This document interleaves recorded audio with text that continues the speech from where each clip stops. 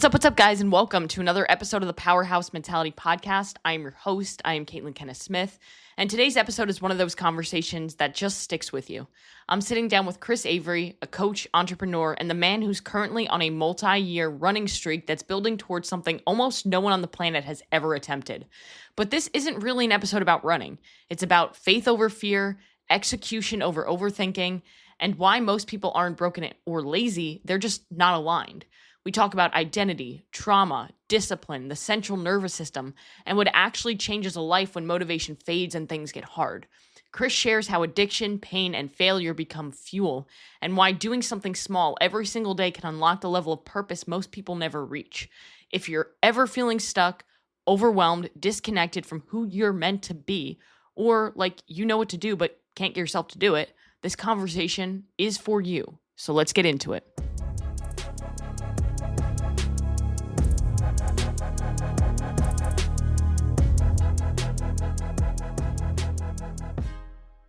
Chris Avery, welcome to the podcast. Thanks, Caitlin. I'm excited to be here. Hell yeah. First of all, I have to say, I love that shirt, Faith Over Fear. I'm assuming is that your own apparel or is that? No, I love for it to be my own apparel. No, it has it big on the back and it has a scripture and everything. So I have quite a few of these from different companies. Yeah. Gotta love Amazon. If you want it somewhere, it's being made. That's a fact. I feel like there's, at least on my social media, so maybe it's being pushed to me, I'm getting a lot of advertisements on different Christian brands that do different clothing this. So I love it. That's cool. I definitely want to look more into them just because I wear them all the time. I want to team with them somewhere on the run, some sort of collaboration that we can get going on. Yeah, I think that's a great idea because then you get their mission out there and they're supporting something that's really cool. Yeah, absolutely. And it's hopefully aligned with them. Yeah. Obviously, to the listeners, they're like, well, who's this guy, Chris Avery? Obviously, they listened to the intro. They got a little bit of an insight. But if we were in an Uber and I was your Uber driver and I turned around and I said, hey, who are you? What do you do? What would you tell that person? Great way of asking it, to be honest. I'd say this, that for years I lived way below my potential. And I didn't even have a clear understanding of what I was capable of. And then one day something big happened. And I think a lot of people can relate to that. Yeah, that's what I figured. And it changed my life forever. And that made me allowed me to have a bigger impact. And that's what allows me to run for 1,400 days plus. And for me to work with these men and truly see their change of heart, but see their life thrive and see their potential fully reached. So I think those are the things I do. That's who I am. Yeah. So you're a coach, and what is the niche that you do coach? Who do you help? Yeah. So we help Christian men that are either new, so they've been in the business for 1 to 3 years, or they're just wanting to start business. And we really help them thrive and ramp up their business so that's much more potential. Their potential is fully lived out. Their purpose is fully there, and they're building that legacy that they want for their family and the people around them.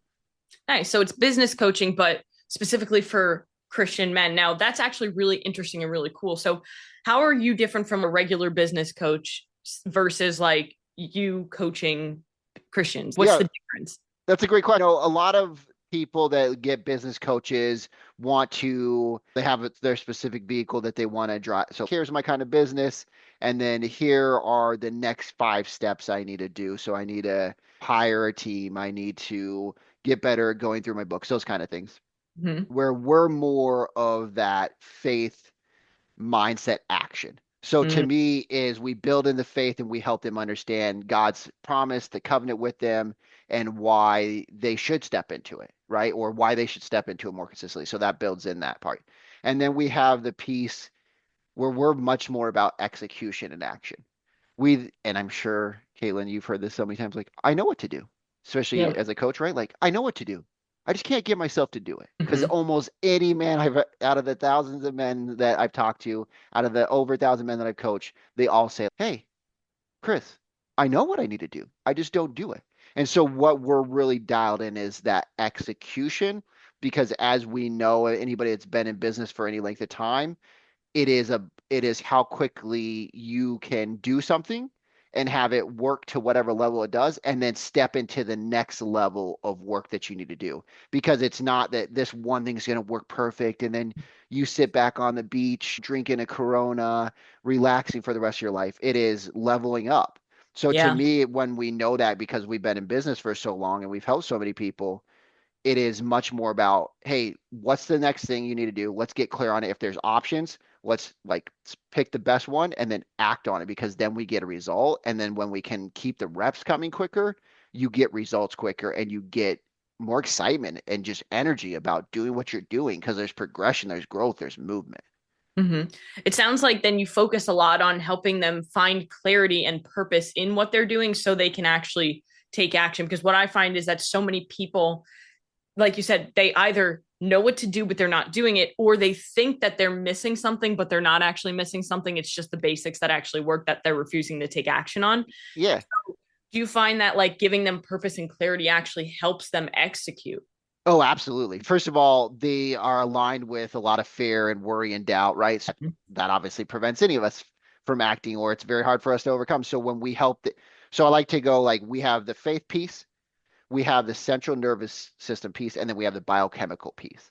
So Interesting. when we combine those, that's the superpower that most people are missing. There's a lot of faith driven. There's a lot of, hey, here's how you think through things. Here's like just the tools and the execution. We include all that, but really it's understanding your central nervous system, your biochemical change, and how faith and God tie into that to give you this peace and comfort. Because when you do that, your purpose and clarity just comes crystal clear.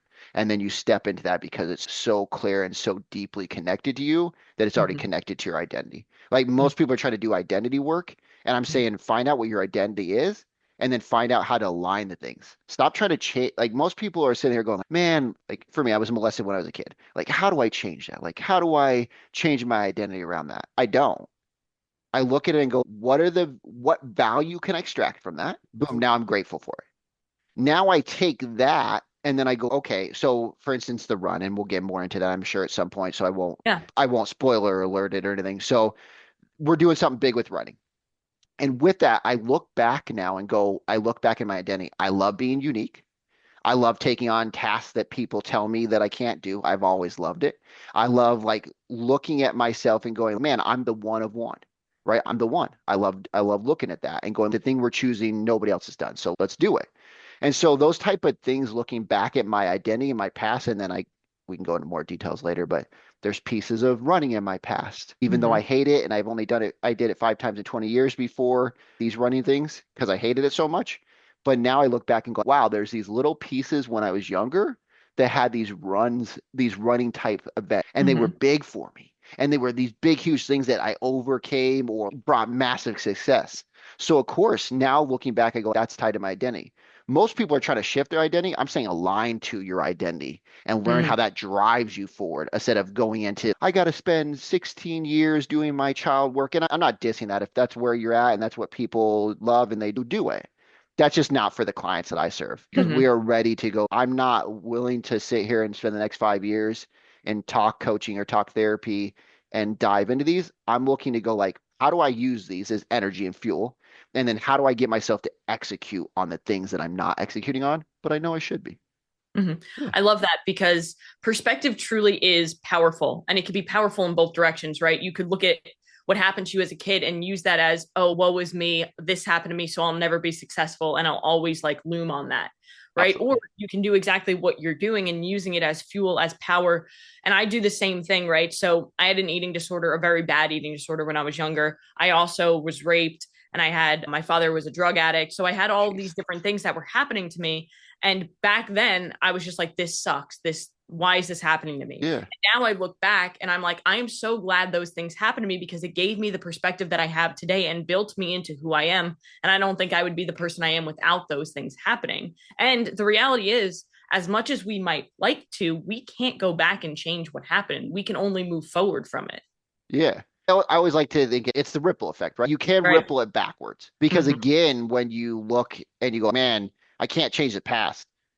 No, but you can certainly change your alignment to it. You can certainly change your perspective of it. You can certainly change when you look back and go, man, this has now become my fuel for the greatness that I am.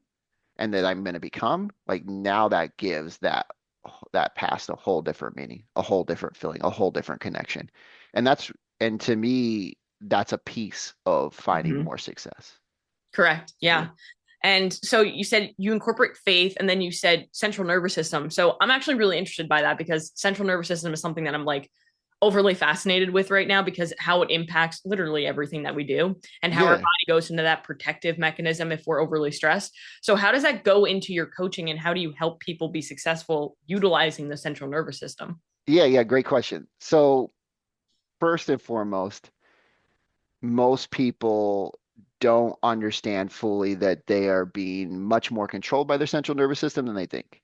Correct. They are very unaware that almost everybody I go, do you realize you're in fight or flight? And they're like, what? And I said, Yep. yeah, you're in fight or flight right now. And they're like, oh. And I'm like, that's the reason it's hard to make a decision. That's the Mm-hmm. reason you feel overwhelmed. That's the reason you are just constantly going through this overthinking process. And I'll be honest, your central nervous system is asking you to be that way. It keeps you safe, and it's your warm blanket. If most of my life coming from physical abuse, drug use, whatever it is, if those are your past, your central nervous system only feels, I'm not going to say regulated because that's not the right word. It only feels balanced or harmonic to you because it's in the state that you're normally at. So if Mm-hmm. you're normally in a fight or flight, that is your average, that is your normal. So we have to start to understand the central nervous system, understand your drive, determination, and dedication. So I usually use four D's, but I'll give you the first three: drive, dedication, determination. How those impact your biochemical change. So Mm-hmm. how those affect your oxytocin levels, how those affect your norepinephrine, how those affect your serotonin levels. And so so drive affects it different, determination affects it different. And so when we come back to your central nervous system, the biochemical and the central nervous are either working together or they're Mm-hmm. unregulating each other. And without clarity around those, it's very hard to get yourself in a calm state on a consistent basis, especially when we're taking, like, I work with men that are extraordinary, Mm-hmm. taking on these incredible purpose driven businesses, but also purpose driven tasks, just like the run. And that causes a lot of stress naturally. And Yeah. so the quicker we can teach them about regulating themselves and understanding how to do that quick process, the quicker they are to step forward into action again. And I can go into more details, but that's just the general 30,000-foot central Mm-hmm. nervous system conversation. And I don't think if you're diving deep into it, I don't think it's anything you don't know. It's just most people don't know. Yeah. Yeah. Most people don't realize that we can control one way we control our central nervous system is through our breath. So that's why like deep breathing is so box breathing, things like that can be so beneficial for somebody who's having anxiety. It's because if you can calm that down, because the reality is a lot of us live in this fight or flight state. I definitely am one of those people, unfortunately, but I'm trying to regulate my nervous system a little bit better because I'm more aware of it. But if you're constantly like hyperventilating or going throughout life and your body's just always on fire, it's like you said, it's decisions that you have to make. Absolutely. And I want to say this. So one thing that the military has figured out a lot, but one thing that I really like that the military has figured out around the central nervous system is most of us, when we bring up cortisol, we go stress. Mm-hmm. Stress produces cortisol. Uncertainty is the thing that produces most stress. So stress is not something that we can necessarily get rid of. Mm-hmm. Uncertainty is something that we can regulate. So in the military, when they go out on a mission, they have a clear plan. They do their best to create as clear plan as possible, so there's the least amount of uncertainty. Then they go out, and when they Mm-hmm. come back to close out of the uncertainty, they do certain things like they wrap up their tools, they clean their guns, things like that. Even if they don't use them, they clean them all because not as a habit, but as in your brain a closed loop of this mission is done. The uncertainty is now closed. And especially again, these men are taking on these incredible, challenging tasks that are so rewarding, but they come with a lot of uncertainty. So our challenge and our thing to them is how do we create the most amount of certainty, and how do we start to create these loops where we have ways to close down. Because again, as a business owner, most of us get to the end of the day and go like, oh, great, Caitlin, I got 2 tasks done today. I only have another 25, and I'm going to be Yep. thinking about them for the rest of the evening. And so, how do we close those loops so the uncertainty becomes less, which lessens the stress, which lessens the cortisol, and helps them stay in a balanced, regulated state? Oh, that's interesting. I like that. How do you close that loop? What are some tactics? Because I know for me, I every day I do a cold plunge. And recently I've been doing it at night after I finish all of my work for the day. And I'm like, okay, I can't do anymore. It's the barrier to when I stop work to when I'm starting to unwind and relax. And I've noticed that it helps me a lot more because it does actually put me in a more relaxed state. And I think it is because it is like closing the loop, is what I'm thinking now that I'm listening to you. Yeah, it is a close the loop. It's also a high stress state. So another thing that they do was so a stressful way for our body to do it quickly is grab like a towel and clench it and pull it as hard as possible. Because soon as we clench it and pull it and we let go, our body releases naturally. Mm, So without that tactic, and I'll say this, to me, when I look at these things, I go again, know thyself. It's one of my favorite things. Going back to even the drive and determination, your identity, it's knowing thyself, know thyself better. So when we look at a way to close the loop, for the simplest tool I give somebody are two things. So there's something called a Pomodoro timer. You can't see it, but have you ever seen one of these? oh, yeah, I've Okay, seen those. okay. So there's a Pomodoro technique, which is simply putting time restraints around your activity. So I don't care if it's like, hey, I'm going to do, and we start a lot of men this way because they have so much cognitive dissonance or resistance to what they want to do because they've said, I'm going to do it so many times and they haven't followed through. So we always start with a low amount, like a 5 minute timer. So Mm, one thing is you can put time restraints around it, which means, hey, I'm going to work on this plan for 20 minutes a day, and then that's it. So it has like a beginning and end, right? So that mm, closes the loop. So that's one way. I like to start to look at how do we set up rules in your own life. So, for instance, one thing I learned from the running, I can run anytime throughout the day. And I'm not mm. the person I'm not a person that's, I love discipline. I get up at 4 a.m. Caitlin, I'm out there running. You got to do it. If you can't do it, you're like, I don't say any of Yeah, that I stuff. feel that. I have 24 hours a day. I got to figure out how to get it done. Mm, And so for me, looking at that, that can cause a lot of uncertainty because I could run it, which causes mhm. more stress. So if Right. I start to set up rules around my running, I go, okay, so for instance, if when I'm looking at running in the beginning, I started to run and then I realized like I had no rules. It was just run whenever. But then I had a friend stay past midnight one night. And so I didn't run technically until it was a few days into it, but I didn't run until the next day. So Right. instantly that action, because I was out running every day, gave me feedback. And then I Mm, set up a rule around that, which was I have to run by this time. So that way it takes away the uncertainty. And I know in my mind, body, and everything is regulated around we will run by this time. So it mm. gives me clarity and there's no longer like guessing or worry or this constant like little movie playing in the back of my mind that I'm not even paying attention to that says, Chris, stress, worry about this. You got to do Yeah. this. You're not doing it. You're not do Chris, you're not doing it. You're supposed to be doing it today. And that runs. And so so I really love to start to help them sketch out some like 1 to 3 rules. I'm a big fan of 1 to 3 things. So 1 to 3 Yeah. things that they can start to implement rules around those things that they will have a tactic that they implement to almost everything. Because I don't want to give them a ton of tools. I want to give them 1 to 3 things that they are going to implement consistently. Because again, only implementation and execution and then the feedback loop is Mhm. what matters because that keeps the reps and the education and the leveling up going quicker Yeah. besides just, hey, here's a bunch of more information to consume.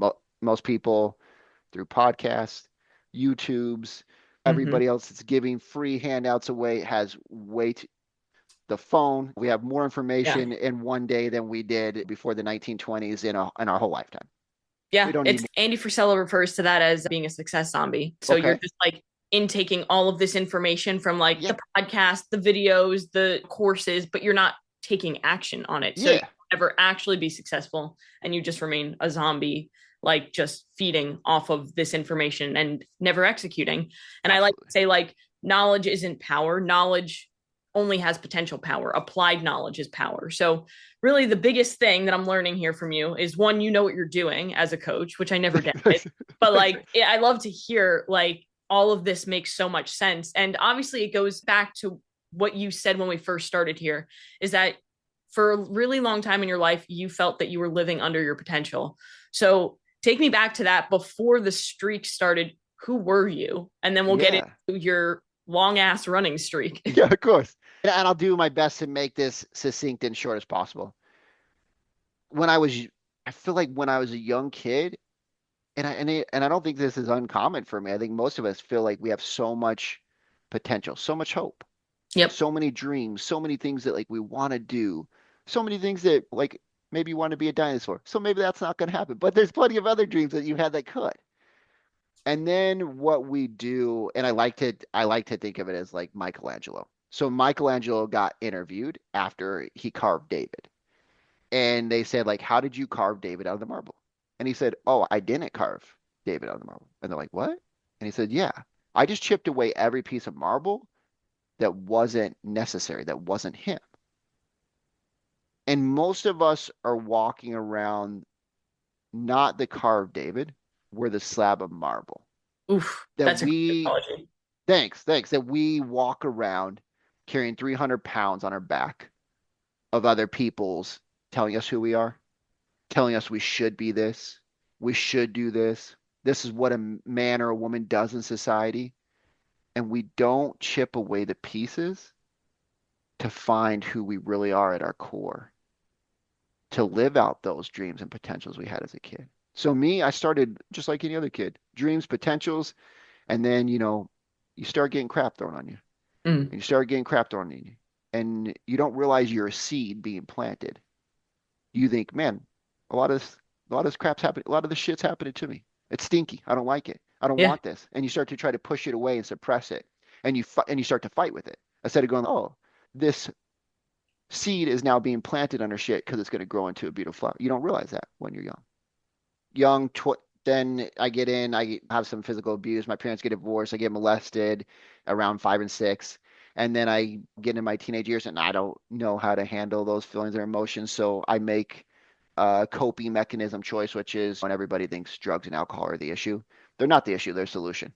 They're the solution to the person like me that don't know how to regulate my central nervous system, don't know Mm. how to cope, don't know how to reach out to people, feel shame and guilt around the things that have happened to me in my past, blame myself for it, those type of things. And so Hmm. I get into my early teens, and that's where I start doing drugs and alcohol, and then I do that into my late 20s.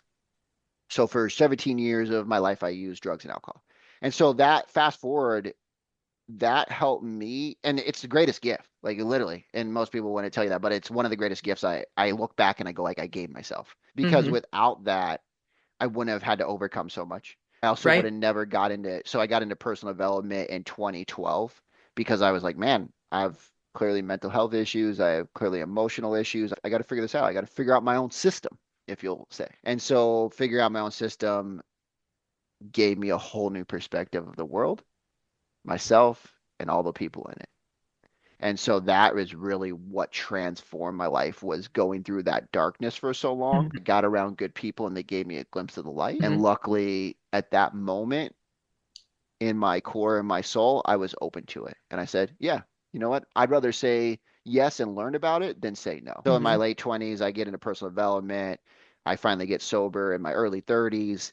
And I find God at that time as well. And so all those things correlating is really what ramped me up to being able to do what we do today. Yeah. Now, with the drugs and with the alcohol, I know that it's not an easy thing to seek sobriety. And what people don't realize is we may have somebody in our life who we desperately want to change, but we can't change them until they're ready to change. So, what I like to call it is like an enough is enough moment that we have when we're at rock bottom. Did you have something where you were just like, I have to make a change? Was there a certain thing that happened, or was it just built up over time? Yeah, I love to say, I think we all expect these come to Jesus moments. We're like, Caitlin, I woke up one day and I had the drug sitting in my drawer and I just went and threw it all away and flushed it. That's not me. I'm not that person. I'm like, let me use all these drugs and alcohol. I'm not a wasteful person. I don't want to waste them. Yeah. I need to use these before I get, Like every client I have who's, I will start my diet on Monday because I yeah, have all yeah, this steak in the house that I need to eat before this. yeah, yeah, absolutely. So I'd love to tell you is one of the, I think it was a buildup. And Yeah. then it was also a buildup of just going, really at some point going, my choice is either if this is life, I don't want to be here anymore, Yeah. or or there's got to be a better life, right? There's got to be a way. And so I chose that there's got to be a better. But Mhm. certainly plenty of times through my mind, closer to me quitting drugs, got much closer to, hey, I don't really want to be here more. If this is what life's going to be for the next 20, 30, 50 years, count me out. And so I Mhm. think those were the not that any of those ones necessarily just made it happen, but I think it was a slow build up. And again, know thyself, know your identity. I'm much better at going, okay, I'm gonna build this slow consistency and make it massive, which will come up during the run part when we talk about it, compared to I'm not a great person that goes, let me just throw a ton on me and then Mhm. let me like handle that all at once. So I like Mhm. to build up and build the identity of I'm the person that can handle that. So I think that goes with getting sober as well for me. Yeah, I think what tends to happen, I think, when we make change is that the change is scary and it's uncomfortable. So that's why most people avoid it. But at some point, we get so uncomfortable in the pain that we're in that we realize change actually sounds nice. And it sounds like that's what happened to you. Yeah, absolutely. The pain of changing was less than the pain of staying where I was. Yeah. So when you got sober, was that when you started running? Oh no, not at all. No, no, Okay. no, Well, no, talk to me no. how you got into running, because then you Yeah, yeah. mentioned I hate running or I Yeah. hated running, and now you've been running for how many days now? Yeah, so I've run for I think it's like 1469 or so, 1469 days somewhere in there. Crazy. That's a Yeah, lot so of that's a lot of days. yeah, a little over 4 years. So we started running in 2022 for this run. Really, I'll give you the quick backstory of how it all happened. Yeah. Like I said, I have a couple good memories of running. Didn't remember those at all. I meet a lady and she's, hey, I'm running these things called marathons. I'm gonna run my first one. You want to run with me?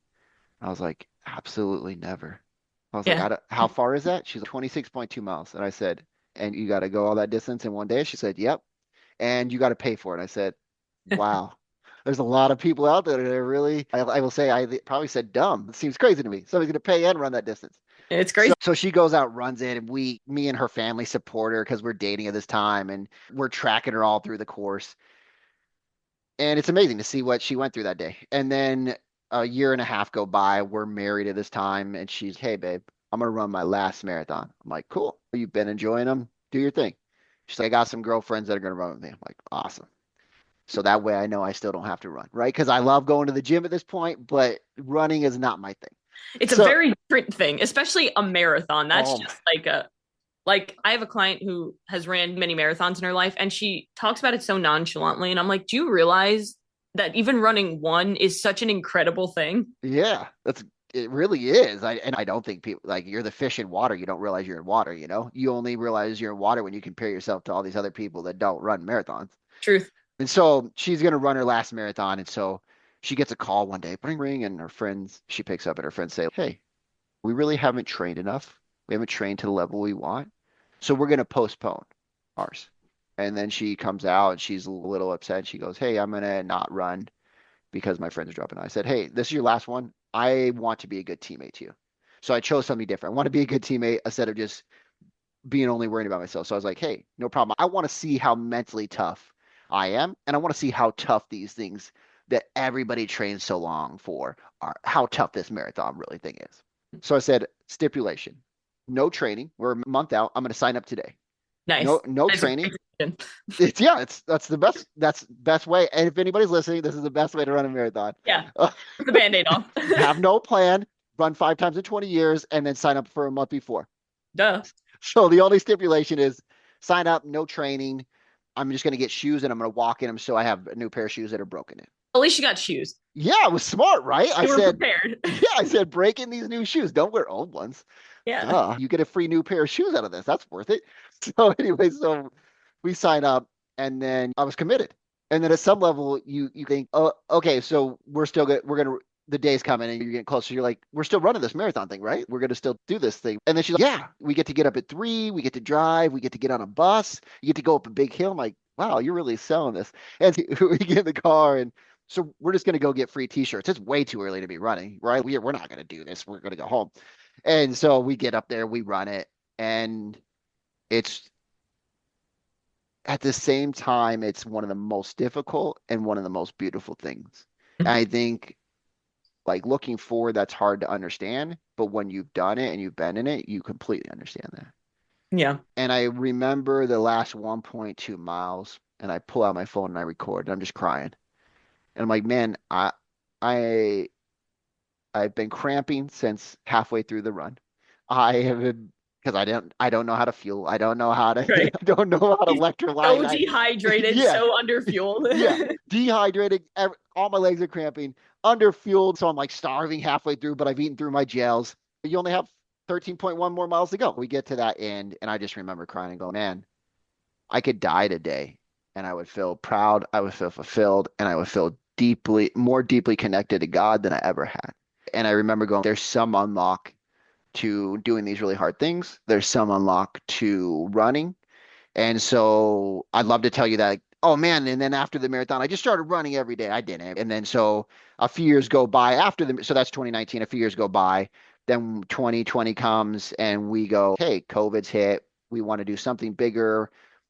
This another way to really build out a strong foundation, guys, is run a marathon with no training and then go, hey, I've already done that. So what's next? Don't train and get better at running marathons. Yeah, yeah. So we Well, there's ran something like I want to go back to what you said. yeah, There is something truly beautiful about something very hard and challenging and suffering. Like it's hard work is painful, it's uncomfortable, it's disgusting, right? yeah, But the reality is there is no better feeling than being able to do something that you didn't think that you could do because then it adds an extra layer of shoot, what else can I do? yeah, absolutely. And so like for the men I coach, even you look, and I don't think this is rare to them. I think it's most human beings. We want that hero's journey, right? We at some level we go, I want something so hard that pulls every potential and every ability that I have on myself so I can see it. So I can see how great it is because every thought I have limits me. If you Yep. come up to me and you're like, hey, I'm gonna make $1 million, that's a limit. If you come up to me next year and you go like, I'm gonna make 100 million, that's still a limit.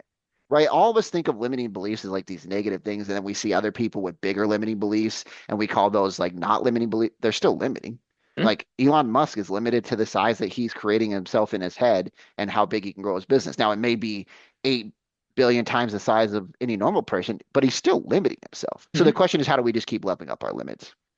But with the running, so we did that. We did the marathon. Then we went and did a 50 miler. My wife just supported me. We just did it locally because it was COVID. So there's no running events going on because Yeah. it's hard to keep people 6 feet away from each other when you're running. So we did that. Anyways, long story short, we get into the January 2022. I wake up and I'm just like, man, we got to do something bigger. I want to show people more about how you like bust through limiting beliefs. I Mm-hmm. want to show more people how powerful you really are. I want to show people when you connect with God, how unstoppable you become and how unlimited we really are.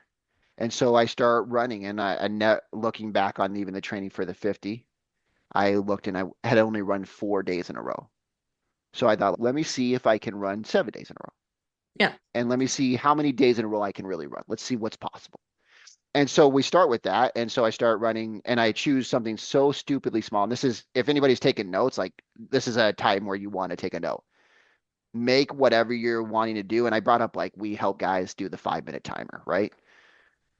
Make whatever you want to do so stupidly small that when you write it down, you actually laugh about how small it is. Mm. See, I wrote down a mile because I knew at the end of the day, I would laugh at myself if I tried to make excuses. Oh man, I'm really tired. Oh man, I got kids. Oh man, like today was really tough. Oh man, there's a great movie on. If I tried to make any bullcrap excuses that I took for myself in the past, I knew it took 15 minutes roughly to walk a mile. And I Mm-hmm. knew I could run from about 7 to a 10 minute pace if I wanted to run it. So I knew in my life, and anybody out there, you have 10 to 15 minutes. What most of us do is go, man, you know what? I'm going to start big and I'm going to go run for an hour and a half. And then that's unsustainable for most of us. Yep. And so I started so stupidly small on January 9th of 2022. And I said, I'm going to start with a mile. And then that just evolved. And that is what has led to running for the last over 4 years. And we can get more into the details and you can ask me what you want. But that is really the catalyst that got us to the running and to the running every day. And it really started by saying yes to more things, Hmm. being open to more opportunity, Hmm. by being a good teammate to somebody else, by serving somebody else. Those are the type of things that I want somebody to take away in their own life that they can apply. Is that's what happened in my past. Yeah. Before I used to be the person that would say, no, I'm good. I got my thing. I'm a closed loop, but I became more open loop system. And when I Hmm. became more open loop, there was more opportunity that was drawn to me. Yeah. And you fall into things that you never really would have thought you would enjoy. For example, running, right? Yeah. Because you started running and now it's okay, I'm running. And now you've run 1,400 plus days in a row. Yeah. Why running? Why was running the thing? Yeah. Yeah. I'll be honest. I chose it because I hated it.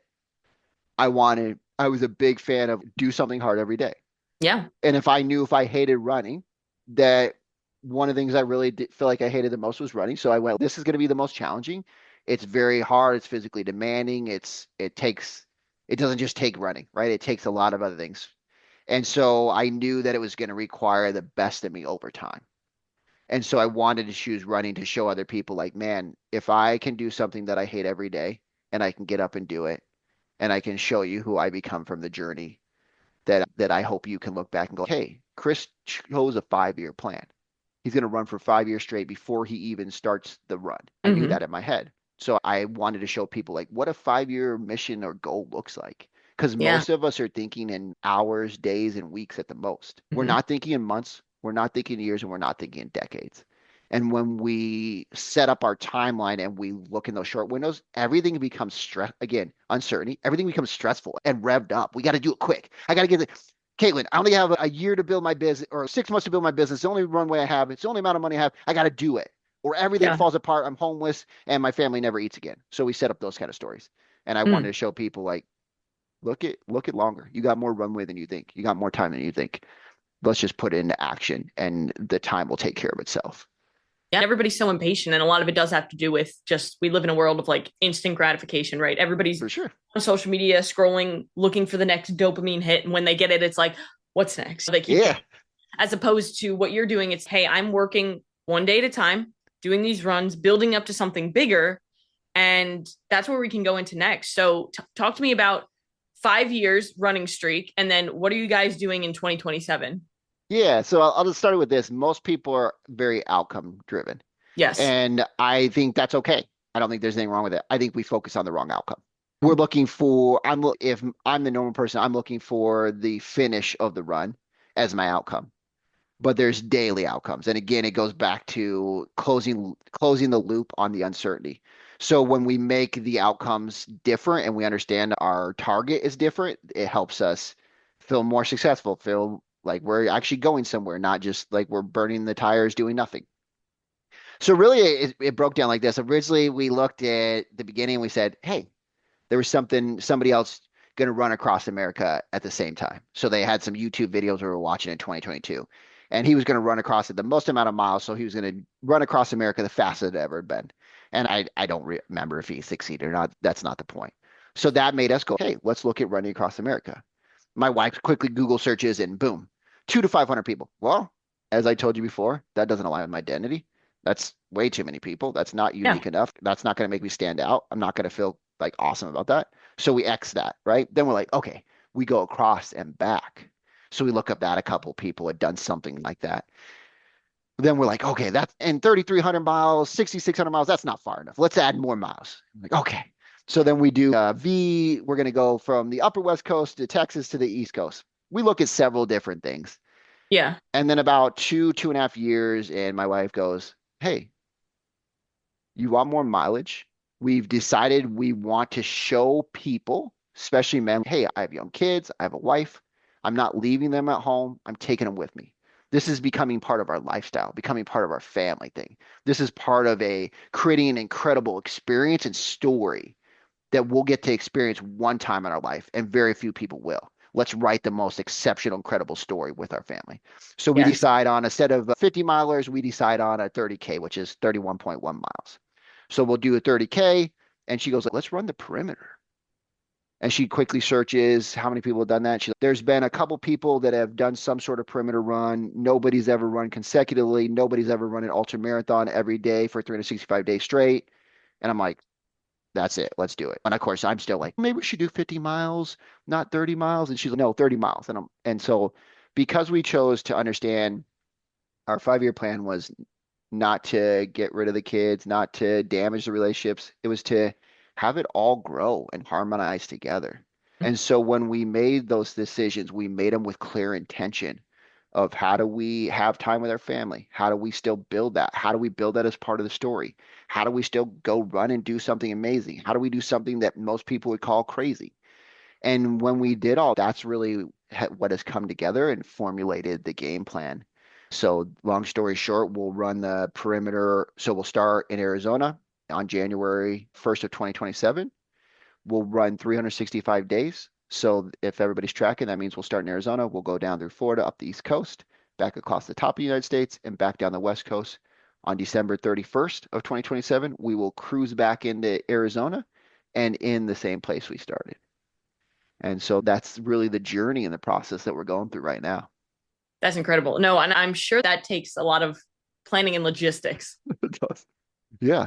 Luckily, so I'm a person more like Henry Ford, and I'm sure everybody's heard this quote, but the newspapers were calling him dumb at the time.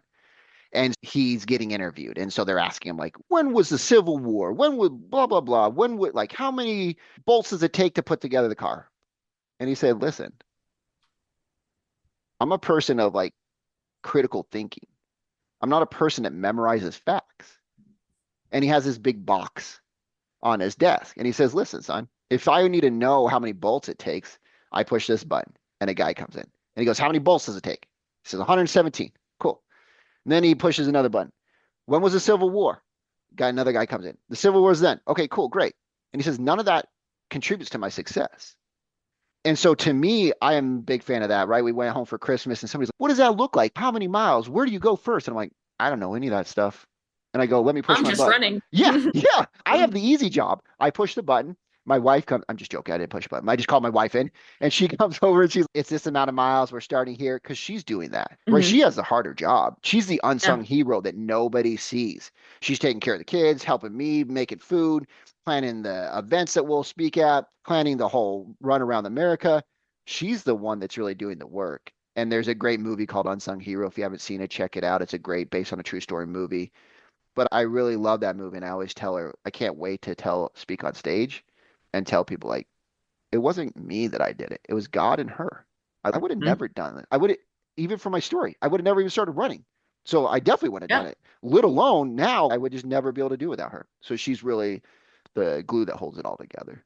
Yeah, and I think that's something people don't realize is that success is rarely done alone. There might be lonely periods where you have to like focus, dial in, and obviously, like running, there's going to be some lonely times. But in the back of your head, you always know there's other people who are with me in this. So it Yeah. also helps you drive through it. Especially, I love that you're taking not just your wife, but your kids, because that shows them like this is truly building a legacy.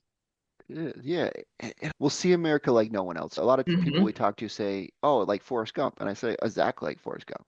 Yeah. Like we are gonna run around a mountain, and we're gonna run up, and there's gonna be a lake on the other side of that mountain, and that we're gonna run, and we're the sun's gonna be coming up, and we're gonna see that lake, and we're gonna see the mountain's reflection right in that lake, and we're gonna stop in that moment and go, nobody else is seeing this. Nobody will ever see this. I was running to this last summer, and I'm not great at running heat. I really don't like it, but I still do it. I run outside every day. I don't run inside. There's no treadmills. And so Treadmills are terrible anyway. No one wants they those. are terrible. Thank you for backing that up. Yeah, I'm not, I'm on the no treadmill team. Yeah, I'll, Um, I'll run. I don't care how hot or how cold it yeah, is. If I'm running, it's going to be outside. I don't care. no doubt. It's beautiful. Anyway, so like I run down by the river and I just stop and I stand by the river and I look out and I go, man, this is, I only have 2 more summers. Even though I hate running during the heat, especially, like I only have 2 more summers of this.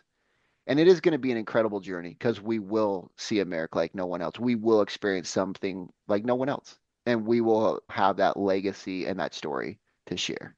That's beautiful because I mean, like, life is really short and most of us don't live it enough. Yeah, And we think we're living, but we're just going through action. And this opportunity that you have is not just doing something that not a lot of people have done, if have ever done, but you have the opportunity to be present in each day and each moment, not just with yourself, but with your family. absolutely. Yeah. And I think, and I want to go back and I'm going to steal like your quote because you used this a couple podcasts ago. But I will say this. So Benjamin Franklin is the one person that said this quote, but most men die at 25 and wait until Mm-hmm. 80 to be buried. And I know you referenced that quote. And I will say most men live a life of quiet desperation and Mm, they live the lonely life. truth. And most of us, when we get in business, going back to your previous comment, is most of us think we're going to do it alone. Mm-hmm. And I will say, from a person that's done it alone and a person that has not done it alone, not doing alone is way more exciting. Oh, yeah. Not doing alone is way more fun. And you make so much more progress when you have people helping. For example, what you're talking about is like you're the one who's running, right? So like I'm trained to become a professional CrossFit athlete. Okay. I do the workouts. My nutrition coach tells me how to fuel them. My Yeah. programming coach tells me what to do. My husband makes sure that I do it and helps me through it. So it's not just me, it's everybody around me. And it's the same thing for you. It's not just you, it's everybody around you. Yeah. And I'll say this, man, if you're sitting there thinking, oh, I'm going to do this, it's going to be like, I'm going to do it for myself. It's in a, man, that's the most boring life ever. Hell yeah. You get to the end of the journey and it's you. Yeah. Like I feel again, you missed the mark, right? Like the definition in the one of the definitions of sin in the Old Testament is missing the mark. So it sin, and it's one of my favorite because maybe I'm not a big sinner. Maybe I don't go cheat on my wife today, but I always miss the mark to some level. So I can always refine and look back and go, oh man, okay, here's how I can tweak it and get a little bit better. I missed the mark. But for most of us, man, if we are trying to get through this life by saying that we did it ourselves, first of all, you've had people educate you, you've had parents, you've had not parents that taught you something, you've had excellent leaders and horrible leaders. So they've all taught you something. So you're never doing it alone. But if Mm-hmm. you're going to do it alone, I'm just going to say, don't stop it, Yeah. knock it off. Go find Mm-hmm. somebody that is exciting to work with even if nothing else, you're working on business by yourself. Eventually you go like, oh man, like this is exciting, but it's not as exciting. But as soon as you get on like with somebody like Caitlin, you get a coach like Caitlin, and you're talking to them, now you get leveled up and excited. If you get nothing else, sometimes besides like working with somebody else, just the energy and the fire and excitement comes back, and you go, damn, I remember why I started this. I was Mm-hmm. losing some of that, but now I'm around other people that are getting excited too, and that just kindles each other and makes that fire grow. Yeah, absolutely. So, one question I do have is what is the outcome that you are chasing from the run? Obviously, finishing the run, like we said, that's an outcome. But what do you want to do with your act with through the journey? What are you hoping to gain? What are you hoping other people gain from watching your journey? Yeah, it's a great question. So when I started this journey, I had a friend ask me like, "Hey, bro, the likelihood of you running all those days is probably not likely." Boy, was he Which wrong. wants you makes you want to do it more. Boy, was he wrong. No, it's no, I'm just joking. But I said, man, like it's not about finishing. It's about who you become from the journey, right? Yeah. And really is. And I know that's so esoteric and so vague and seems so stupid It's because so true though. it is so true though. So at the end of this, I really hope this. I hope that people reflect and go, Chris isn't like extraordinary. He's ordinary. He's just an average guy. And I heard somebody say this recently, and I love it, is that most people look at people that do amazing things and they go, that person's extraordinary. But really what they do is they do the ordinary extra. And if we take that word and we flip it and we piece it around and we go like, it is. It's just the ordinary extra. Yeah. Like I did this run thing because I wanted to set up a system where I think anybody could do it. I think anybody could start with a mile. I think anybody could get to 30 miles. I think anybody in a 24-hour period could at least walk 30 miles if they really wanted to give it a go. So I wanted to set up something where at the end people could go, man, I can see a piece of me in it. I wanted to do something where I could show people and go, man, these amazing big things that people look at and go, not for me, or I can't do that because of my kids, or I can't do that because financially, I can't do that because of time, because those are the main people's restraints. And I'm going to tell you, I have all those. I have all those same restraints. I have the financial issues. I have two kids. We've had Both of our kids are one's almost 4. So if you're tracking, she was born after I started running. I have a little boy that's 1. He was born after I was running, and I ran every day, even when the birth took almost 24 hours. So what I hope people see is a piece of them in it. I hope they Mm. go, man, I'm not going to run around the perimeter, but I can do this. Yeah. Man, you know what? Let's look at what Chris did, and let's look at his faith that aligned him with a bigger purpose, that aligned him with such a big purpose that he had no idea if he could do it. That it created such a big gap from where he was 5 times in 20 years hating running, but the gap gave the space for God to work his miracle. Because it wasn't about Chris's strength. See, Chris realized this when he got in a fight with his wife about 3.5 years into the run. And he went in his room and he was praying. And he prayed for years now during this run, like the training. And he said, God, give me strength. Like, God, please give me strength. Like, I would pray for that almost every day. God, give me more strength. This is so hard. Give me more strength. Give me strength to get past the finances, the pain, the blisters, the hernias, the blown out shoulders, the year of shin splints. God, give me that strength. And I heard this day, stop praying for your strength. Pray for my strength. And I Mm. realized, like, man, Chris is me. I'm the weakest person, probably the weakest person that I know. I'm the laziest person I know. And people go, that's crazy. I am. If I could figure out some way to not walk, I chose running because I don't want to walk that long. If I could find somebody to carry me around, I want to walk. I tell my Mm. wife I'd sit on a couch and I'd watch movies and eat food all day. So that's not healthy. So I hope that people will sit there and go, okay, if Chris can figure out how to do this and Chris can figure out it's not through his strength, it's through God's strength, man, what am I capable of? If I give myself just enough grace, and I'm using that word purposely, enough grace, step forward to take one step, because Moses had to take the step in the water before and it's not that it's that most of us are not listening and being obedient, and we're not having the faith. And so we're suppressing our true purpose and calling instead of stepping into it. And so Mhm. we feel out of alignment. We feel like, is that uncertain? I'm uncertain, I'm unclear, because it's hard to move a car with no power steering when it's parked. But it's much easier to steer the car once you get it going. And Yeah. that's the reason I go back to when we look at coaching the men is execution and action is Hmm. one of our first things where most people are like, hey, let's get all this information, let's get it real clear. I don't give a crap about that. Let's get an action execution, because as soon as that happens, we get reps in, we get feedback, and now we get clarity. And now we're being Yeah. obedient. So God has teamed with us to add to even more clarity. So Hmm. I know that was a long answer, but those are some of the things I hope that people take away and the outcome that I take away from running. That's a beautiful answer. And Thanks. my last question for you is, if there's somebody who's listening to this who feels stuck or disconnected from who they are, who they want to be, what's one piece of advice that you would give to that person? It's a great question. I would tell them this. You're not lost. You're not lazy. You're unaligned. The truth of the matter is you have an understanding of what you want, but you're the David in the marble and you're carrying around the 300 pounds. And once you take even 1 minute and you sit down and go, okay, I'm not carrying around 300 pounds. What's the one thing I want? You'll realize that you can figure out one thing that you want. And then the next step is put some action behind it. Hell yeah. I love that. So let the people know where they can find you, whether it be your social medias, whatever you got, just plug it. Yeah. So you can go to chrisrunsamerica.com. That's our website if you want to follow along with the run. You can also go to Instagram, Chris Runs America, or Chris Avery Coaching on Instagram. You can follow us there, and you go to our website, and we'll give you all the links more links than you'll ever need to know, you know? Hell yeah. Awesome. Chris, thank you so much for being on the podcast. Thank you so much for sharing your story. And I'm really looking forward to following you in 2027 and seeing you do this thing. Thanks, Caitlin. I appreciate it. I had fun. Absolutely. Everybody listening, go out and do one thing today that's going to take you one step closer to where you want to be.